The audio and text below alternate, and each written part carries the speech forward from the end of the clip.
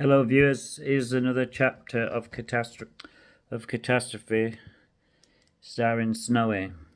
Snowy was so pleased to be outside, but the last thing that she wanted was to be caught again. She knew that she had to be careful. Snowy hadn't eaten much, and she wasn't sure if she could walk all the way back. It must be at least 5 miles, she thought sadly. She saw a van pull up, and it was full of coal. Snowy wasn't keen on being covered in coal dust, but she knew that she had no choice.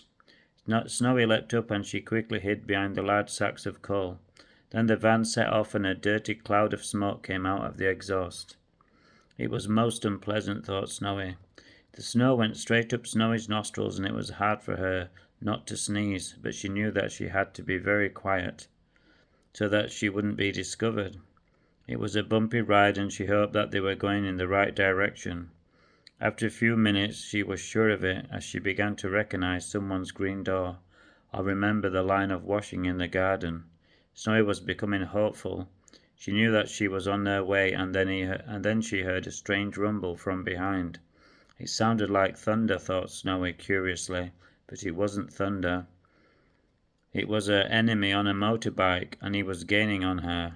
Snowy could see his eyes through his big clumsy goggles, and he looked very angry. The last thing she wanted was to meet her captor. If only she could get home before he catches up with us, thought Snowy hopefully. She knew then that she would be safe and sound and back with Kate. I'll never run away again, she thought, as the revving of the motorbike grew louder, and they turned a corner quickly and Snowy rolled over to the other side of the van. She was becoming less snow-like and more dirty looking, but she didn't care as long as she got back home safe and sound. When Snowy scrambled to her feet, she was just in time to see the motorbike skid off the side of the road and go straight into a fruit and veg stall. The customers scattered like ants, and the even angrier-looking motorcyclist wiped tomato juice from his visor in disgust. "Hey, what's your game?" said an angry vendor as he scrambled on the ground to pick up pears and stray bananas. That was just like him, thought Snowy, but she was happy. She knew that luck was back on her side, and she was pleased to leave her captor motorcyclist behind.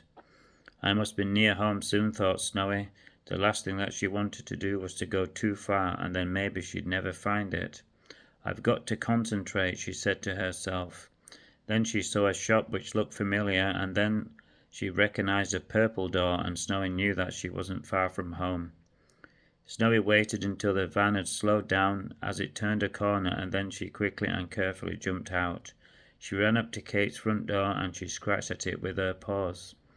Unfortunately, her poor paws were black with coal dust, and soon the once clean-looking door was covered in smudgy black paw prints. Oh, poor Snowy. Hope you liked that chapter. Please sub me.